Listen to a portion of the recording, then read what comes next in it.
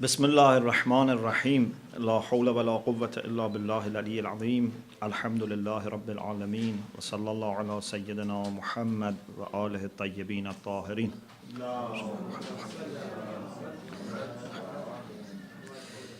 This is our final session on wisdom, and I hope inshallah in this session we would be able to cover some of the remaining aspects of wisdom, and inshallah I hope we have got close to wisdom, if not achieved it, at least close to wisdom inshallah.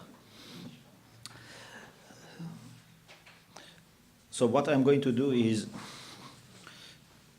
to give you a summary of what we have said so far, the major issues that we have discussed, and then mention my own understanding of wisdom.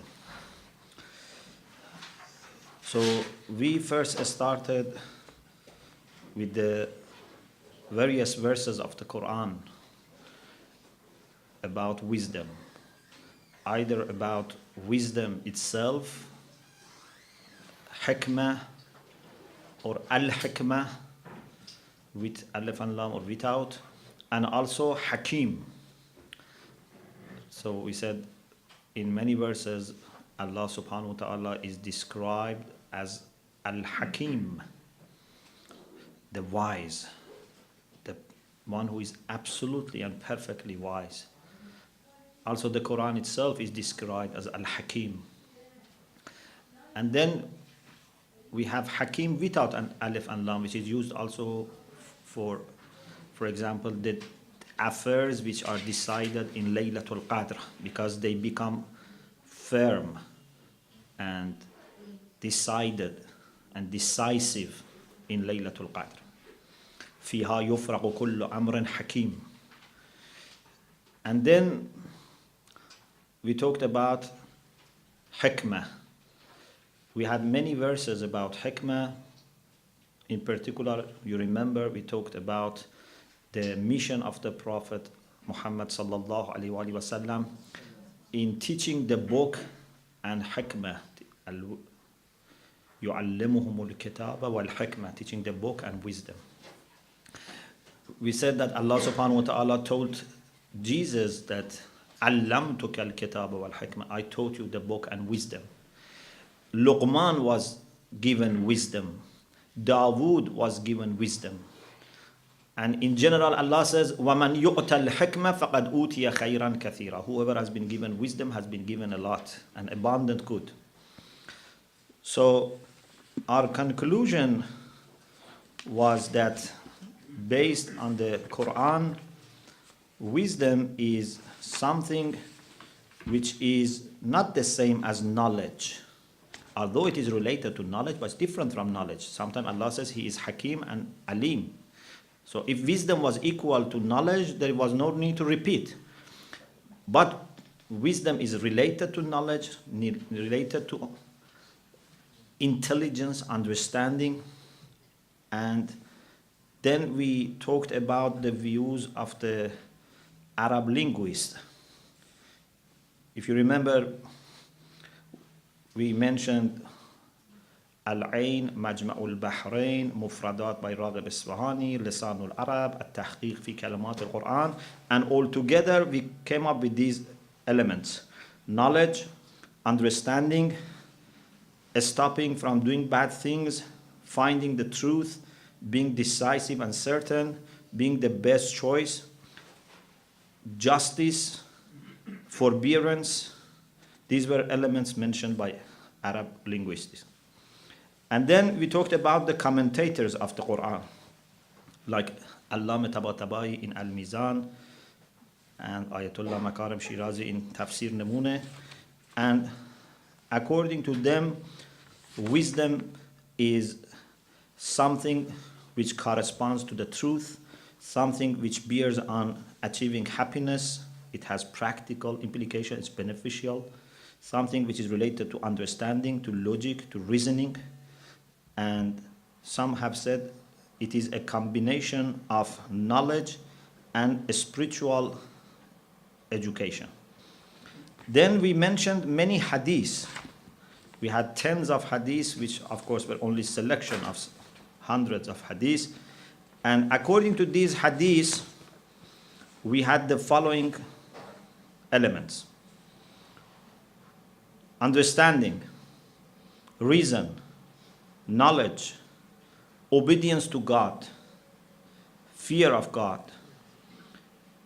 Wisdom is related to the heart, patience and forbearance, tolerance, being able to forgive and pardon, having good temper,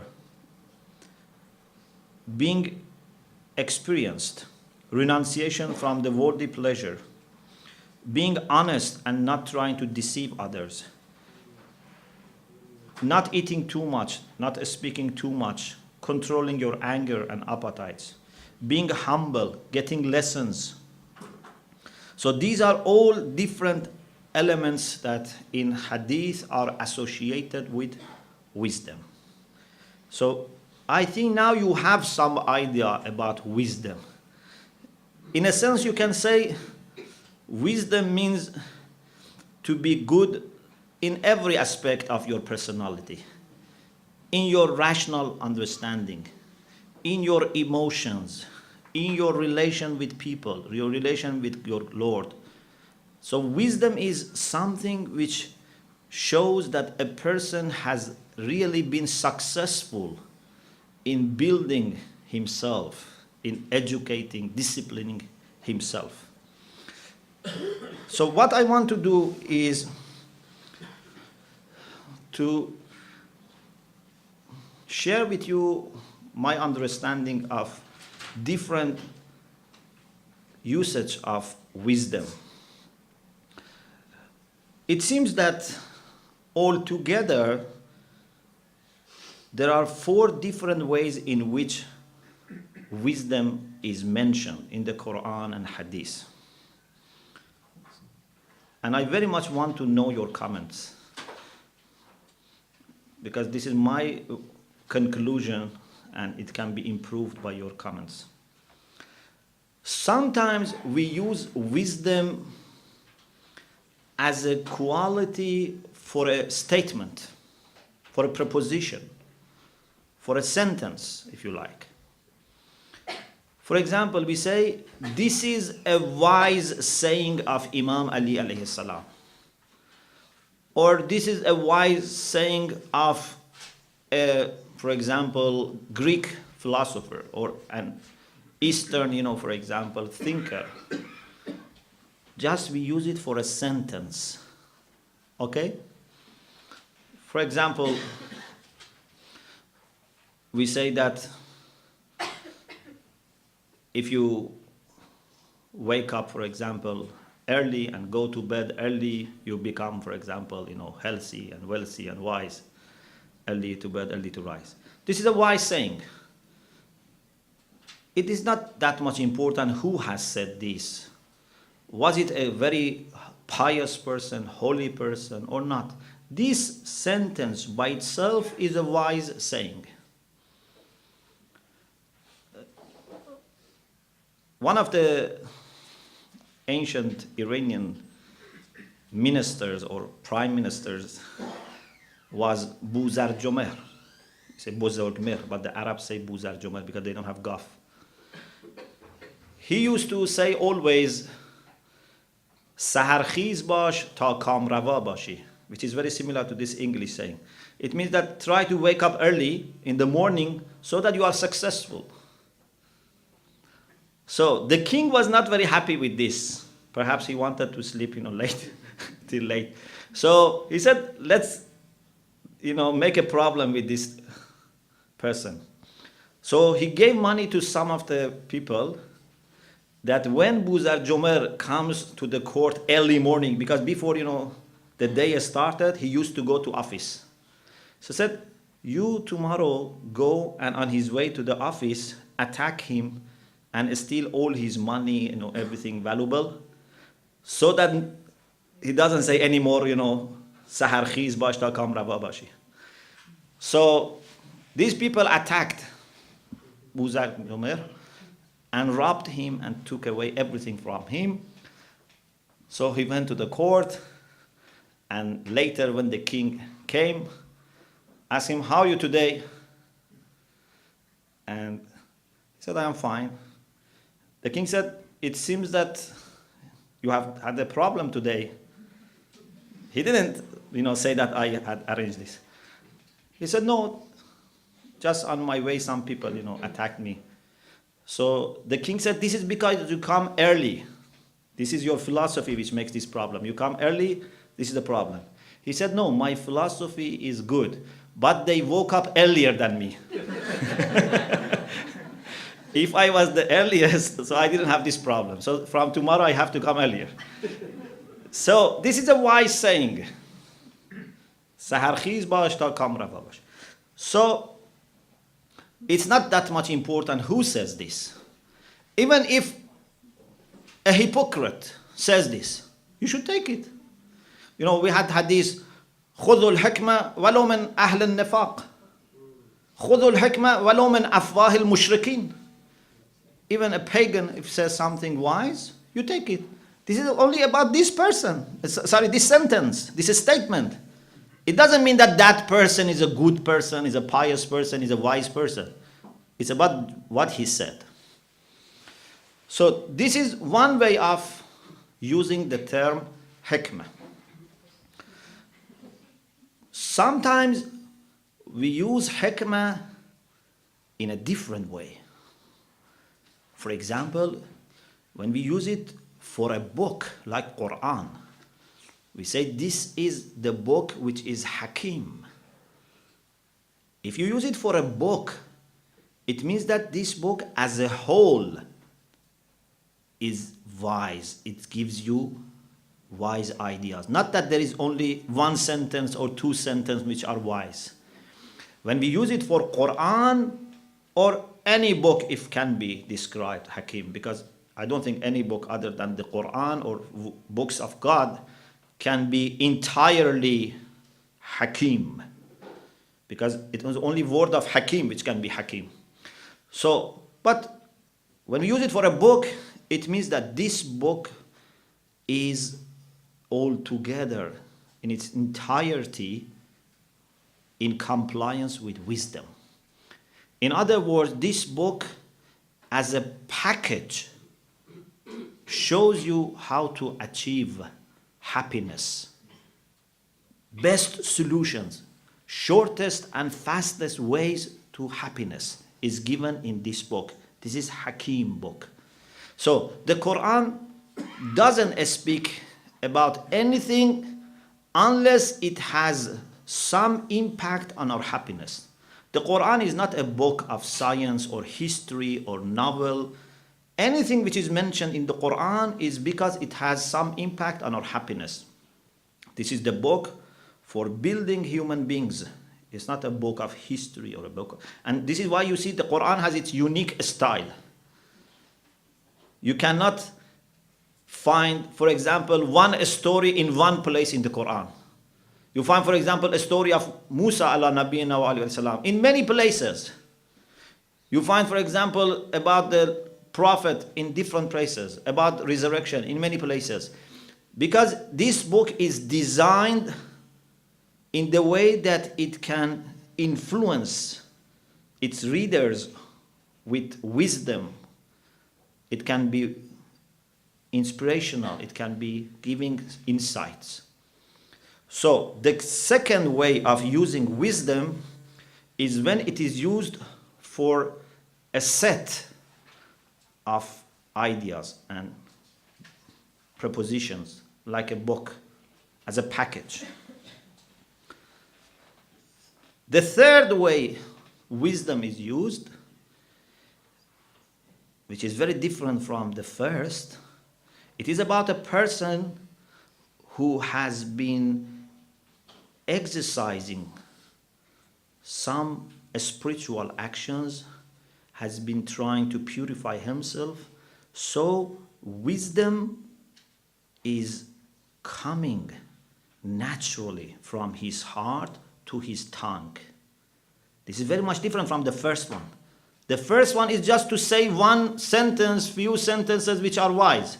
Here, a person is given insights by Allah subhanahu wa ta'ala, so he speaks words of wisdom. For example, Imam Baqir alayhi salam says, ما أخلص العبد الإيمان بالله عز وجل 40 يوما.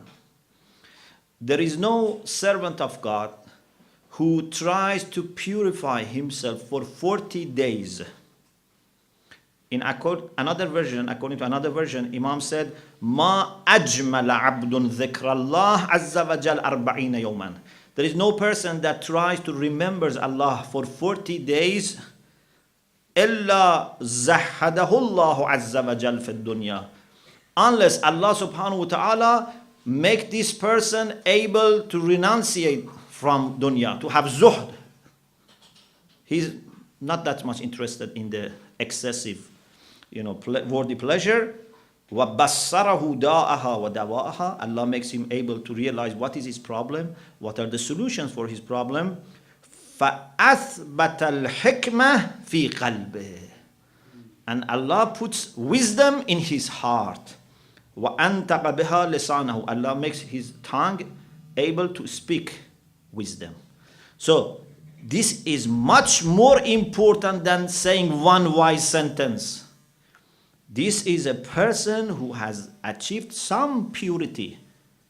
For 40 days, he has tried hard to be doing everything for the sake of Allah subhanahu wa ta'ala, and therefore as a reward he has been given this wisdom.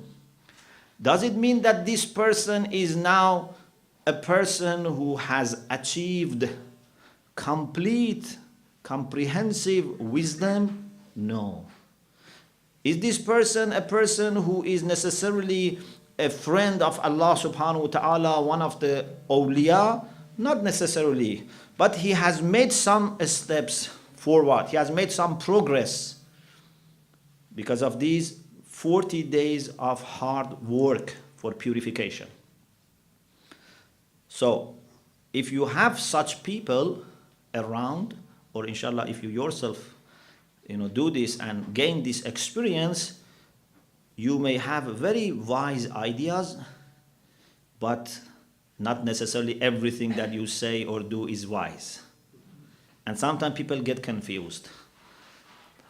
One of the things that happen to people who make progress in their ibadah, in their spirituality, is that when they start understanding things that normal people don't understand, they take this as a guarantee that everything that they think and do is right, which is not the case.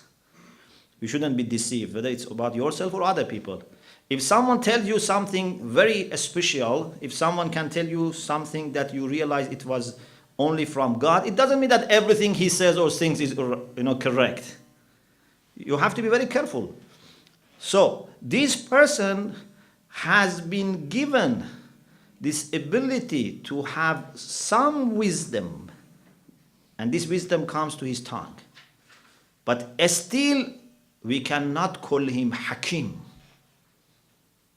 You understand? This person is not yet like Luqman or Dawood or Isa. Although Allah is giving him wisdom, but he has not become Hakim. You understand? There is a difference between a person who has some knowledge and a person who is alim. Alim is the person who has lots of knowledge. Okay? Of course, no matter how much you know, still our knowledge is very limited, but at least compared to the people who know nothing. Once a person, an alim, sat on minbar and people asked him questions, and he was very honest. He said, I don't know. So another person asked him a question, he said, I don't know. So a person said, so why have you gone on the top of minbar? Come down. He said, I have come on top of minbar because of what I know. If it was supposed to go on it because of what I don't know, I should have gone to a sky. So I have come only few steps on top of member because of what I know. But what I don't know is up to a sky. So it means that I know a little bit more than you, but I don't know everything. So to be really alim is different. To be hakim is different. So now we move on to the fourth usage of hakim. And this is the, I think, highest position. Sometimes we use hakim as a quality for a person. We say this person is hakim. What does it mean? It means that it's much more than just saying wise ideas. It's much more than even saying every day few wise ideas. A person who is hakim in his entire personality, it means that he is rational, it means that he has control over his emotions, he is patient, he forbears wrong actions of others, he is easy in forgiving, he has control over his words, he doesn't eat too much, he doesn't go after worldly pleasure. It is this type of person that can be called hakim. And these are the people who are next to anbiya, to the prophets. Kad al-hukama an yakunu anbiya. They are very close to be like prophets. Luqman was not a prophet, but because he was hakim, he was very close to the prophets. So, if you want to achieve this one, this would not be achieved only by 40 days of purification. This is a long journey. This is sometimes a lifelong journey. Of course, it doesn't come at the end of the life. It depends on your talents, it depends on your sincerity, it depends on the associates and the friends and the mentors that you have. But it takes time. It takes time, but it's possible. We cannot become a prophet, but we can become hakim. And for me, it's very important to mention this wisdom as a quality for the leaders. Because leaders, whether it's the leaders of a country or a community, or in the sense of scholars, or mentors, spiritual directors, whoever has a kind of leadership, I think this wisdom is very much needed. In addition to knowledge, which is very much needed, and in many cases, even knowledge is not there. But I think just knowledge is not enough. You can be very knowledgeable, but not wise. So, I have been thinking a lot, what can be mentioned as some signs of a wise person, in addition to everything that we have said so far. So imagine, now we want to choose a person as our leader in this community, for example, or as our role model, as an exemplar Muslim, as a spiritual guide. What should we look for? Sometimes people, when they look for a role model or exemplar person or a spiritual guide, they look for only some extraordinary powers. So if someone can read their mind, they say, oh, this is very good man. If someone can tell them something about future, they say, mashallah, this man has access to all the secrets of the world, so he must be always in touch with the angels. And they easily follow such people. But these are not signs of any perfection. These are not signs of any closeness to Allah subhanahu wa ta'ala. There are techniques that you can learn and you then read the minds of people. There are techniques that you can learn Then you inform about future. Even a non-Muslim can learn these things. Indeed, certain things are advised which are absolutely haram, but if you do them, you gain control over some creatures of God and you gain such powers. So these are not signs of perfection. You should never be deceived by these things. Always judge people according to their knowledge, piety, and wisdom. So, I wanted to mention a few points. As I said, I very much count on your comments. Maybe you can add to this list.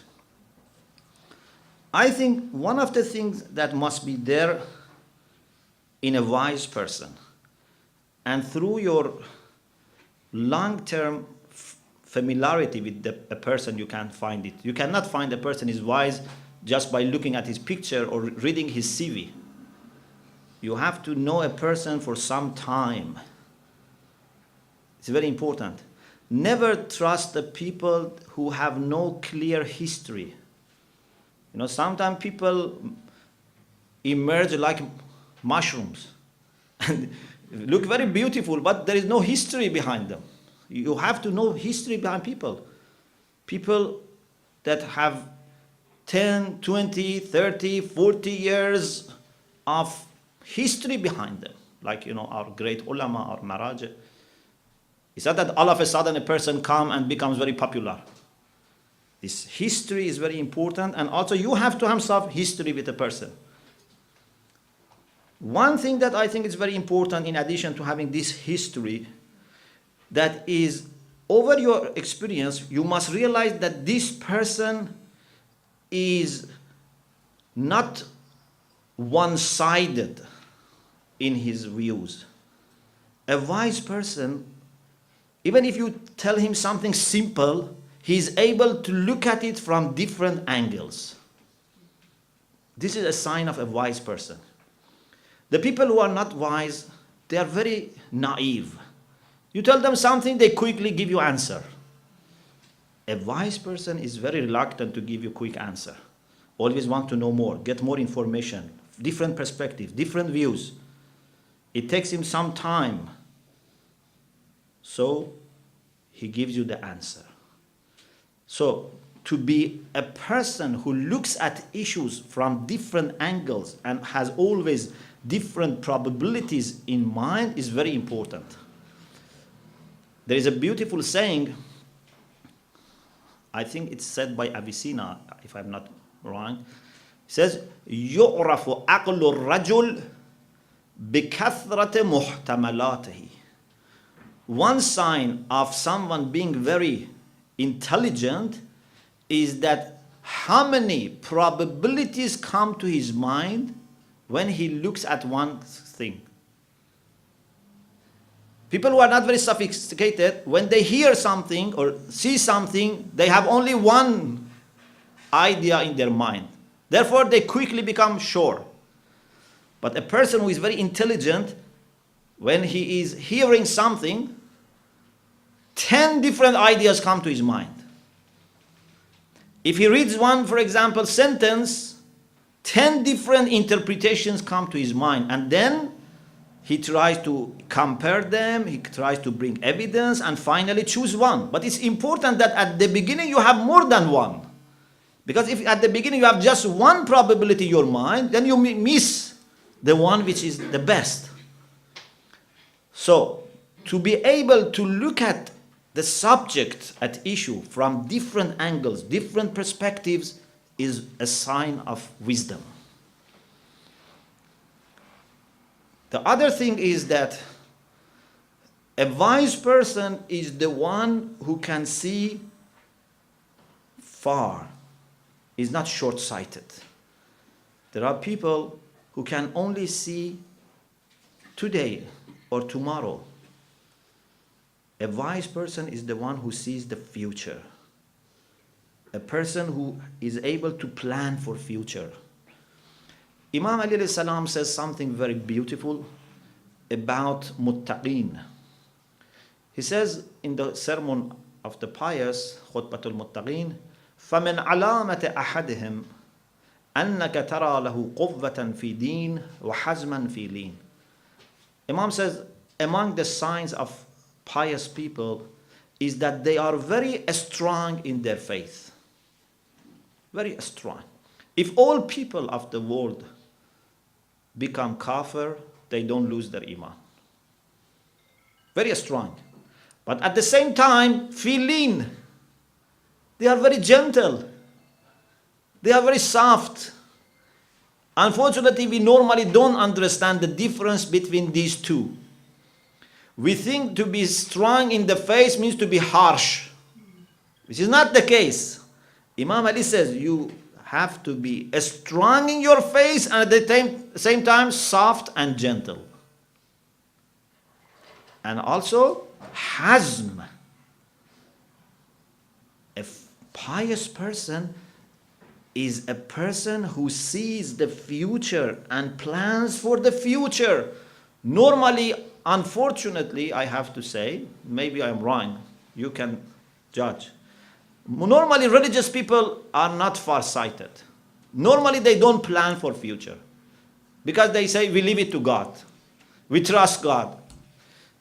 We don't understand the difference between laziness and trusting God. When we are lazy, we say we trust God. You have to plan, you have to work hard and then trust God. Not that you don't plan and say we trust God. Like the example of that person who didn't fasten the rope of his horse and went to sea. I think it was the prophet. And when he went back, the horse was not there or the camel was not there. He was asked, why you didn't fasten? He said, I trusted God. Then he was told, اعقل وتوكل. Fasten and then trust God. If you want to park your car, lock your car and then trust God. Not that you don't like the car and say, I trusted God. Study hard for your exam, prepare yourself and trust God. Because no matter how much you prepare, there are many things that you may not have learned, you may not have anticipated.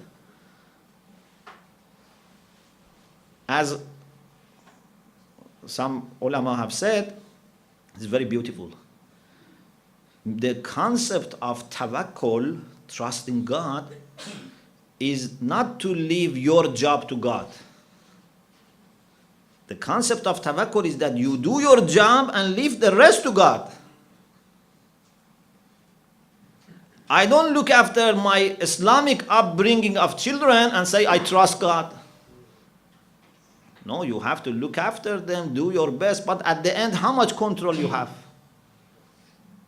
But if you do your best and then you entrust to God, then inshallah, Allah will help you.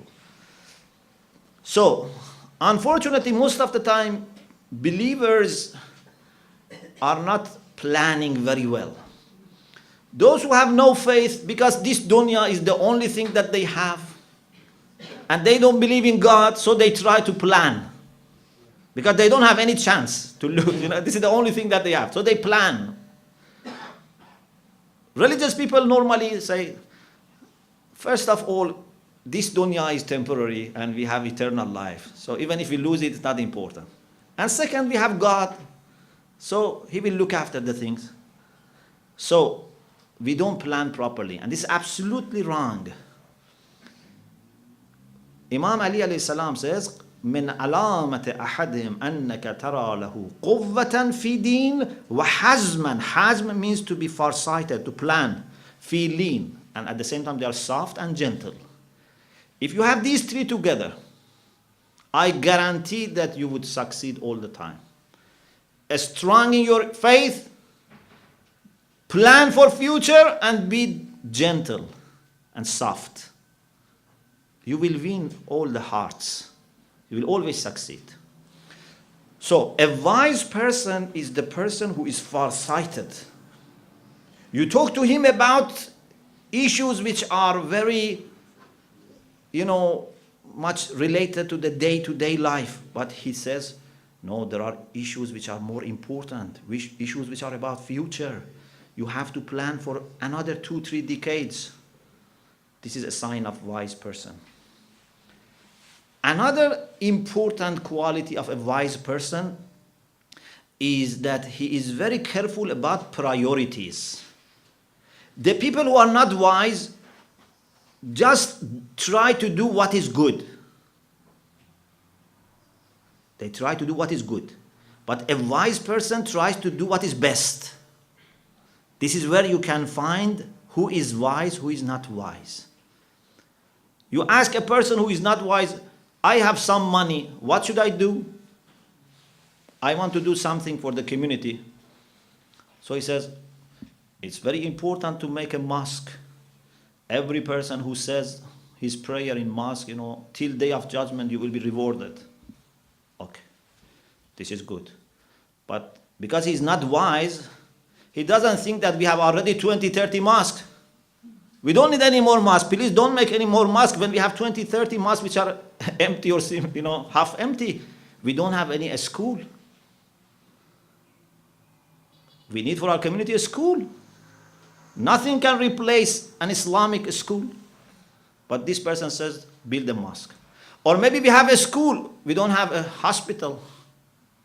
Or maybe we have a school and hospital, we don't have mosque. I'm not against building mosques, don't get me wrong. But I'm saying that you have to find out what is the most needed thing for the community. So a wise person doesn't, worry to say something which may not look for everyone, to be the first choice. Because he is after priorities. He says, this is the priority for our community at the moment. So not just do good things, do best things. Because we don't have that much time and energy and resources to do everything which is good. Can you do everything which is good? No. So you have to prioritize. You have to do what is the most urgent. Another thing is that a wise person has to have lots of experiences. He has to go through many difficult circumstances. A person who has not been into difficult circumstances, a person who has not been to different parts of the world, different communities, different types of age groups.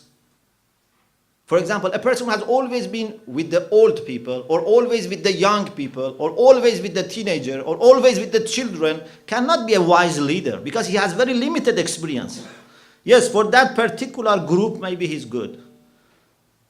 But a wise leader is a person who has dealt with different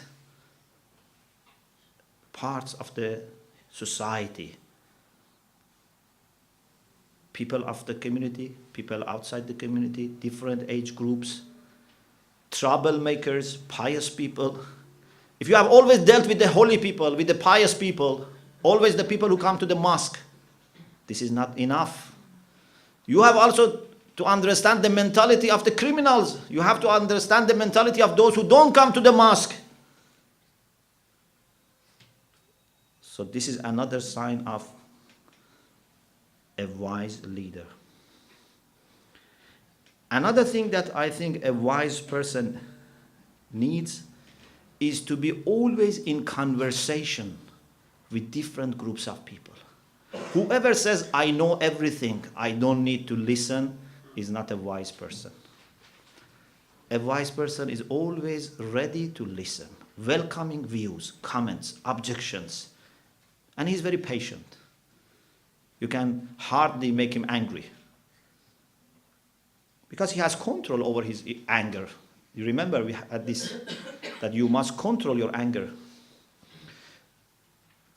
A wise leader is always consulting people, and in my view, you have always find the people who are very critical of you and make them among your close advisors. The people who always annoy you must be among your close advisors. Why?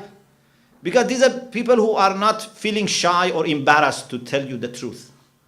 People who are very kind with you, sometimes they don't tell you the truth. They don't want to get you, into kind of headache, or they don't want, to make you sad. Sometimes you need people who are merciless so that they tell you everything. Maybe what they say is not correct, but at least in this way you can make sure that you have heard all different voices. Okay? Is it better for me to know what my, for example, critics say, or it's better not to know? Of course, it's better to know. Even if what they say is not correct, at least I must know. So a wise person always consults not only the people who love him and respect for him and clap for him, he consults even the people who disagree with him. Which is very important is that a wise person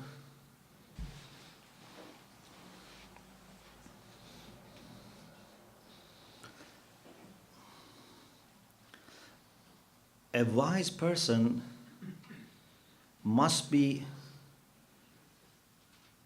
a person who always tries to bring people together. You remember about Luqman? One of the qualities of Luqman was that whenever he passed by people who were fighting, he stopped and reconciled and then left them. A wise person cannot leave community in fighting and disagreeing and rejecting each other. Always tries to bring people together. It's a voice of unity. Because this is the job of Allah subhanahu wa ta'ala. Allah subhanahu wa ta'ala says that remember the blessing of Allah subhanahu wa ta'ala when you were enemies and He made your hearts united. وَاذْكُرُوا نِعْمَةَ اللَّهِ عَلَيْكُمْ إِذْ كُنْتُمْ أَعْدَاءً فَأَلَّفَ بَيْنَ قُلُوبَكُمْ. You were enemies, but Allah brought your hearts close and united you. The Prophet went to Medina. One reason was that because people of Medina, Aus and Khazraj, used to kill each other, fight each other. They were tired. They went to the Prophet in Mecca and secretly invited him to go to Medina to establish this unity among them. They paid allegiance to the Prophet. So the Prophet established unity between them, Aus and Khazraj. The Prophet established unity between Muhajirun and Ansar, the people who migrated from Mecca and the people of Medina. He made them brothers. He did his best to bring unity. Unity between Arabs and non-Arabs, black and non-black. He was establishing unity in every corner, inside family, outside family. A wise person always reconciles people, always brings them together. A person who is not wise always divides people. He doesn't know how to deal with the people. He goes somewhere for 1 year, 2 years, 3 years. When he leaves, the community is divided. Relations are broken. This is not wisdom. So it must work for reconciliation, for unity. Another thing that I think a wise person is in need of is to have benefited from different teachers, different mentors. I don't think it is wise if you get stuck with one person. Because that person is not ma'soom. No matter how good he is, he has limited knowledge, limited experience. You have always benefit from different scholars, different ulama. Every scholar is like a flower, has its own fragrance. Don't deprive yourself from other flowers because you are mad with this flower. Always go and benefit from different scholars. Unfortunately, some people get stuck with someone, or even some scholars like this. They keep them under control. They keep them as captive. This is not right. Always benefit from different people. Listen to different voices. At the end, you find out what one is the best. You can choose. One of the things that I myself have been doing in Qom is to benefit from all different ulama. Every person has some speciality. Every person has some strong points. You have to benefit from all. Don't limit yourself only to one person, one type of thinking. So even within the people who are good, still you have to benefit from more than one.